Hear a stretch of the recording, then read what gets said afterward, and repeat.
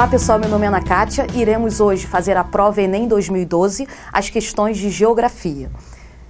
Começando aí, a primeira questão que aparece de geografia, questão número 1, é uma questão que define paisagem, que na realidade você precisa saber definir paisagem para poder responder.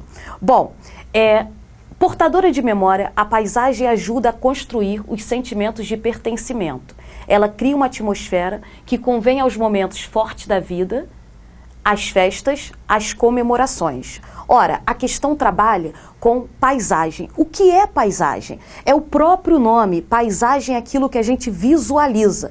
Paisagem é o que você está visualizando agora, que é composto tanto de elementos naturais como elementos humanizados. Então, por exemplo, um rio, uma árvore, elementos naturais. Quando eu trabalho um prédio, quando eu trabalho um colégio, elementos humanizados. A junção desses elementos representa a paisagem.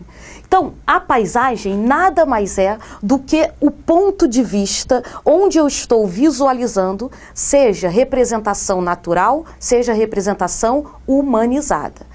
Logo, sabendo que a paisagem é o que você visualiza, agora interpreta o que ele coloca mais abaixo. No texto, é apresentada uma forma de integração da paisagem geográfica, que representa esse conjunto que eu estou visualizando de elementos naturais e elementos humanizados, com a vida social. De novo, uma forma de integração da paisagem, que é o que a gente já definiu algumas vezes e você já conseguiu perceber, e a interação com a vida social. Ora, quando ele fala com a vida social, ele está querendo dizer que nesse conjunto que você está visualizando, você tem que se colocar, ou seja, a interação da vida social, da sociedade com os elementos naturais e humanizados. Então ele quer que você responda, além de existir como forma concreta, apresenta uma dimensão. Qual a dimensão que ele quer? Ele quer só o significado de paisagem? Não. Ele quer uma resposta que tenha o significado de paisagem, mas que ao mesmo tempo mostre essa interação com a vida social. A interação com a vida social é lembrar que o homem está dentro dessa paisagem, que é humanizada e natural. Elementos humanizados, elementos naturais. Então, qual a resposta que mostra esse conjunto? A paisagem representa um símbolo, é o que eu estou visualizando da relação subjetiva do indivíduo com o espaço. É a relação do espaço mais o ser humano. Essa relação é a dimensão que ele colocou. Percebe que se ele pedisse para você apenas a definição de paisagem, você buscaria uma alternativa que falasse apenas do espaço, formado pelos elementos naturais e humanizados. Mas ele não perguntou apenas a definição de paisagem. Ele quer análise da dimensão da paisagem com a vida social. Então, o ser humano nesse espaço visualizado. Definindo o que é paisagem, vale a pena a gente pegar esse tema e ir um pouquinho mais além. Já sabemos que paisagem representa esse conjunto entre elementos naturais e elementos humanizados. A paisagem é aquilo que é visível. No entanto, outros termos que aparecem de vez em quando e que confunde por exemplo, o que é território. Quando eu falo território, eu estou indo além. Quando eu falo território, eu não estou levando em conta apenas um espaço.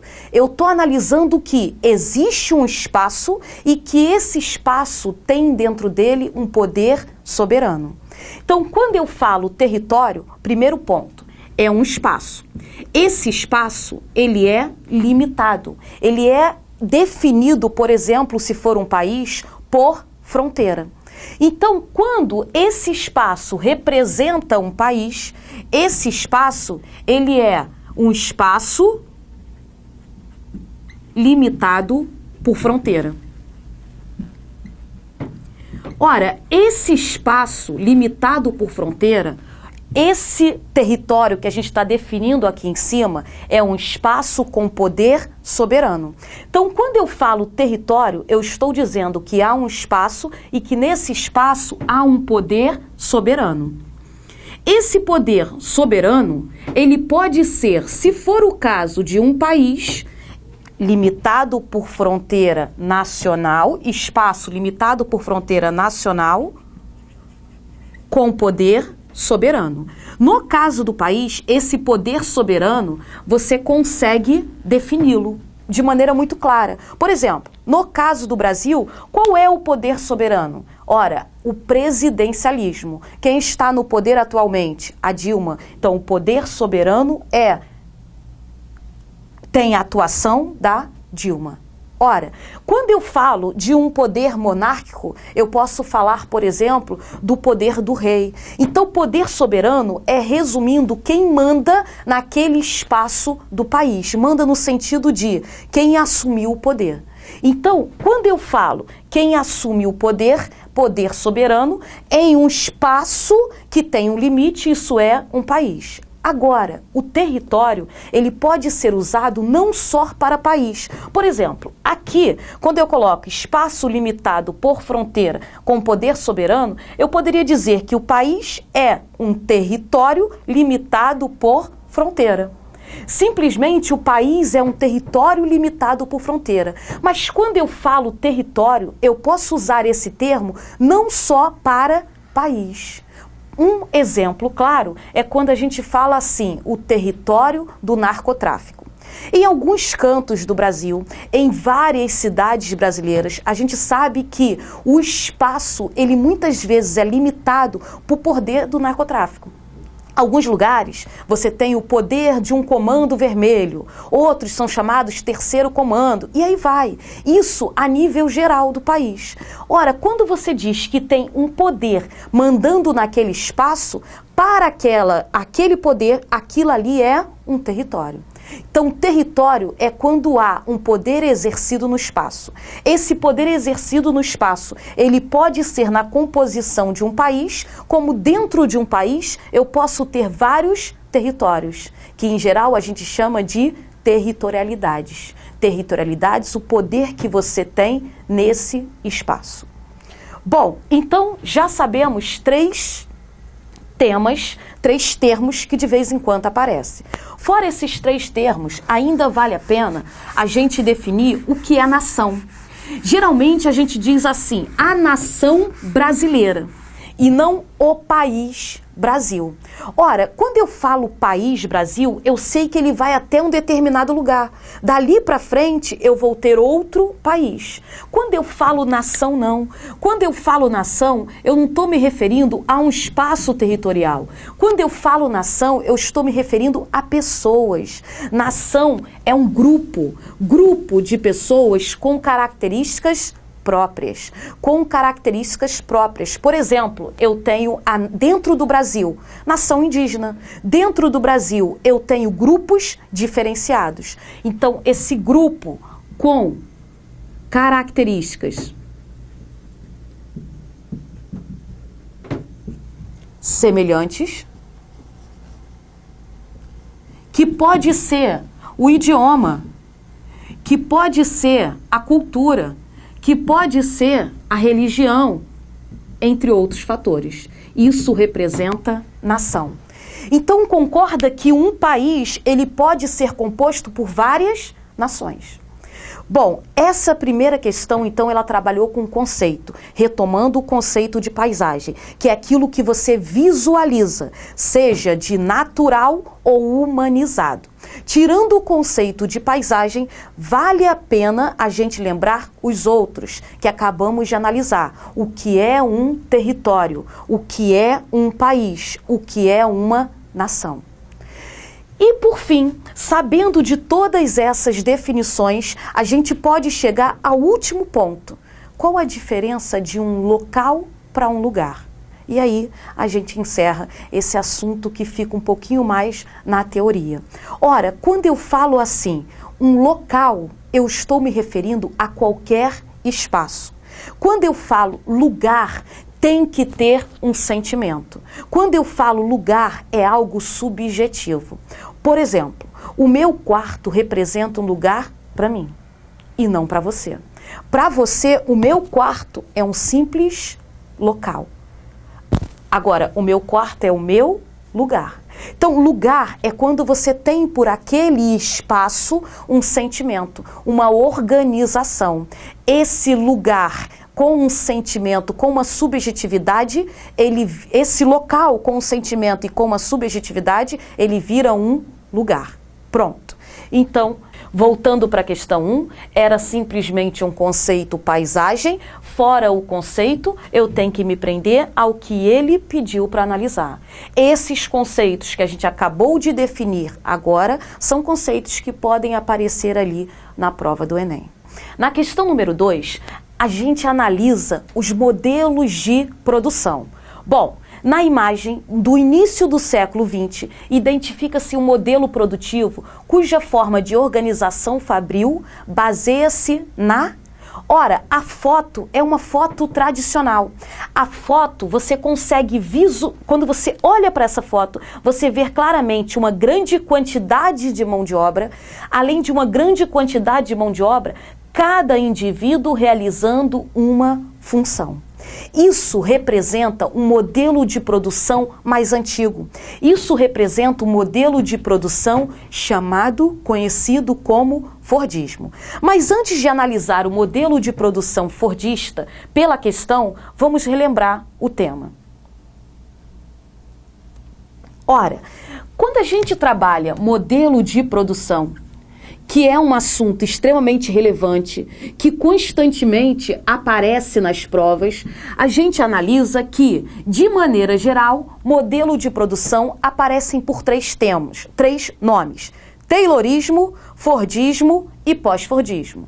Alguns ainda consideram que o Taylorismo não é um modelo de produção por si, e sim uma técnica utilizada no final da primeira para a segunda Revolução Industrial e que depois passa a fazer parte do modelo maior fordista. Nessa confusão do Taylorismo e do Fordismo, geralmente as questões colocam as duas coisas em conjunto: modelo taylorista, fordista.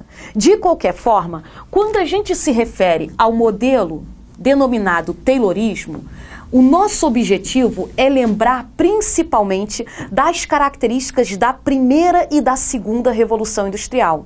Na primeira e na segunda Revolução Industrial, a gente percebe claramente que o objetivo principal era utilizar cada trabalhador com uma única elaboração, ou seja, cada um realizava uma única função. Por que cada um realizava uma única função? Lembra, a gente está analisando o período até 1970. Quando você analisa desde a primeira Revolução Industrial até 1970, a maior participação do homem na atividade fabril era muito no sentido braçal e não no sentido intelectual. A quantidade que eu tenho de mão de obra é absurda comparada aos dias de hoje. Naquela época, a gente buscava que o funcionário não precisasse ficar se deslocando dentro da fábrica, que o funcionário não perdesse tempo, e nada melhor do que estabelecer uma esteira. Cada um ficava numa determinada posição, você não precisava nem se mexer, você não precisava nem se deslocar. Cada um ficava numa posição e a mercadoria que ia passando nessa esteira. E à medida que a mercadoria ia passando, você tinha o indivíduo, o trabalhador, realizando a sua função. Então, esse modelo, que é chamado Taylorismo e Fordismo, ele utilizou essa mão de obra, que é considerada uma mão de obra que só realiza uma função. Essa mão de obra que só realiza uma função é chamada mão de obra especializada. Então, o Taylorismo, ele representa essa análise da mão de obra especializada. Uma mão de obra que só realizava uma função. Só para você lembrar aqui, ó, uma função. Essa mão de obra que só realiza uma função, ela acaba sendo considerada, de maneira mais vulgar, uma mão de obra alienada. Um trabalhador alienado. Essa mão de obra alienada, esse trabalhador alienado, ele tinha, na realidade, que gerar para a empresa uma produção quantitativa, ou seja, em massa, que atendesse ao maior número de consumidores.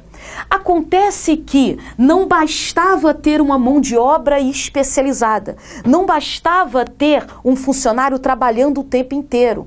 Era necessário que você criasse um modelo de produção maior. Ou seja, à medida que eu tenho a primeira revolução industrial sendo ultrapassada para o segundo momento, a segunda revolução industrial, eu começo a perceber as grandes empresas. Imagina, primeira revolução industrial começa na Inglaterra. A primeira revolução industrial utilizou o carvão mineral. Lembra que a primeira revolução industrial foi aquela em que teve por objetivo o transporte marítimo para o mercado mundial. E a Inglaterra tinha o transporte marítimo, a Inglaterra tinha população na área urbana, na área da cidade, a Inglaterra tinha carvão mineral, os fatores necessários. Começa a sua primeira revolução industrial.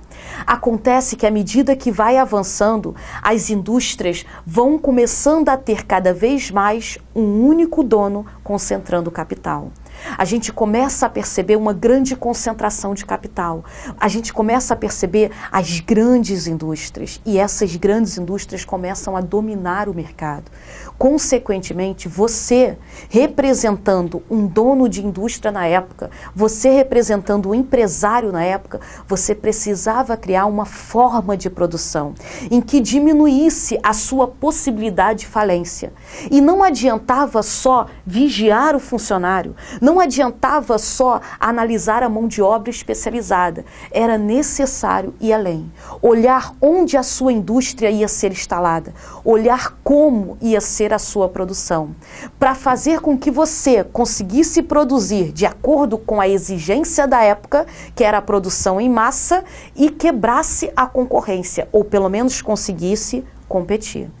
Consequentemente, desse taylorismo, a gente começa a falar de Fordismo, que no fundo eu já comentei que eles consideram como se fosse a mesma coisa, porque você tem os mesmos períodos. O taylorismo tendo uma base principal na análise da mão de obra e o Fordismo como modelo inteiro, que além de trabalhar com a mão de obra especializada, esse modelo fordista vai além.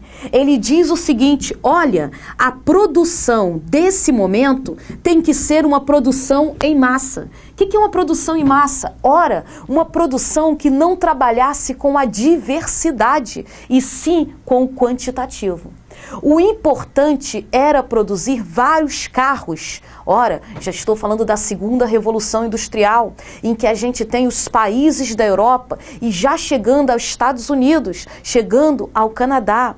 Essa segunda revolução industrial tem o grande uso do petróleo, que acaba desenvolvendo o automóvel. Então, a base da segunda revolução industrial é o automóvel. Fordismo. Esse automóvel da segunda revolução industrial não era como hoje, que você percebe modelos diferenciados, cores diferenciadas, pinturas diferenciadas, é metálico, não é metálico, é mais caro, é mais barato. Nessa época não. Ou você tinha o carro preto, ou você tinha o carro preto. Ou seja, nessa época eu tinha uma produção quantitativa, sem variedade. É só você imaginar, eu estava começando a produzir. Se eu estava começando a produzir, se eu estava inserindo o automóvel no mundo, como eu ia saber produzir diversificado? Eu mal sabia produzir naquele estilo. Então, havia uma produção quantitativa e uma produção sem variedade. Ora, se eu só sabia produzir o carro preto e o outro indivíduo que também fabricava só sabia produzir o carro preto, significava que o estoque era valorizado. Eu podia produzir e estocar. O meu produto não ia cair em desuso. Então eu passo a ter uma produção em massa, uma produção sem variedade, uma produção, por exemplo, com estoque. Uma produção em série, uma produção em linha de montagem, em esteira, com a mão de obra especializada. Buscando cada vez mais uma concentração industrial. Próximo a todos os fatores necessários, porque o transporte, o meio de comunicação, não representavam bases avançadas para que você dispersasse a produção. Acontece que essa ideia taylorismo e fordismo, ela fica até principalmente a década de 70. Muito embora na década de 50 eu já comece a perceber esse declínio do modelo taylorista-fordista. E começa a reinar o pós-fordismo. Ora, o pós-fordismo representa um modelo de produção em que tem as características adequadas à terceira revolução industrial, à tecnologia de ponta. Agora, com o modelo pós-fordista, da tecnologia de ponta, eu não tenho mais que ter um indivíduo realizando uma função. Imagina você contratar um indivíduo para digitar um texto no Word e o outro para mexer no Excel. Eu preciso de uma pessoa para realizar todas as funções. Eu preciso agora de uma mão de obra qualificada. A mão de obra qualificada é aquela mão de obra que entende de todo o processo, é aquela mão de obra que tem grau de instrução, é aquela mão de obra criativa. Ora, se a minha mão de obra for criativa, a minha mão de obra pode fazer com que a minha empresa saia na frente. Porque agora eu já tenho tecnologia de ponta, eu já estou na terceira revolução industrial, eu sei produzir carros variados, eu sei produzir com diversidade. Então eu passo a ter uma produção com diversidade. Eu passo a ter uma produção de acordo com a exigência do mercado. Então, essa produção de acordo com a exigência do mercado, ela acaba contribuindo para que eu não tenha o estoque. Quando a gente coloca numa prova sem estoque, não significa que não tenha nada estocado. É só no sentido comparativo com o período fordista. Não tem sentido você guardar o Palio modelo 2013 para vender em 2014, porque algo muda e aquele outro vai ter um preço reduzido. Então, o pós-fordismo, por último, além de mudar a forma de produção, olha, eu não tenho mais a Mônica do vestidinho vermelho, como eu tinha antigamente. Eu tenho a Mônica Páscoa, eu tenho a Mônica Natal, a Mônica Dia dos Namorados. Eu sei aprimorar, eu consigo fazer com que haja uma diversidade da mesma Mônica. Consequentemente, eu também posso falar de uma coisa a mais. Esse pós-fordismo, ele também não prega mais a concentração industrial, e sim a descentralização, em busca de um custo reduzido. Eu já posso ter uma descentralização industrial, porque hoje o sistema de comunicação e transporte contribuem, os sistemas de comunicação e transporte contribuem para que eu possa dispersar minha atividade produtiva e não mais ficar concentrado próximo a tudo, mas com um custo tão elevado. Então, o modelo atual é o pós-fordismo, e que também é chamado de toyotismo. Lembrando que o nome vem da Toyota, o nome vem do Japão. Então, pós-fordismo ou toyotismo representa essa análise do modelo atual. Quando foi dado o nome toyotismo, foi principalmente pela descentralização da Toyota para as áreas dos tigres asiáticos, entre outras, buscando um custo mais baixo e pela falta de espaço no Japão.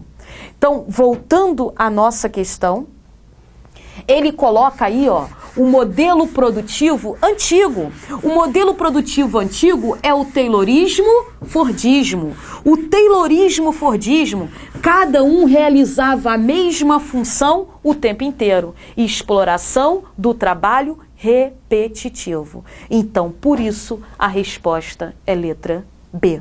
Só um detalhe, se eu falar de qualificado, eu vou estar falando de pós-fordismo. Até a próxima.